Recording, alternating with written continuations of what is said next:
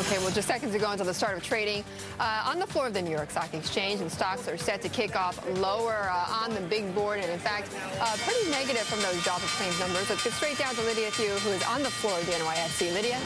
That's right, Betty. Stocks are setting up lower today, really continuing a trend we've seen over the last couple of weeks, which is for the rally off the March lows to roll over. It's been rolling over, really petering out here, and that is exactly what's happening. We're already down a couple points on the Dow Industrial Average. Now, the Dow has been underperforming. We're looking for a fifth-day lower for the Dow. The S&P has been really more of a mixed trade over the last few days. And when it comes to what's actually moving the market, we saw it in the pre-market. It was that initial jobless claims number coming out much worse than expected.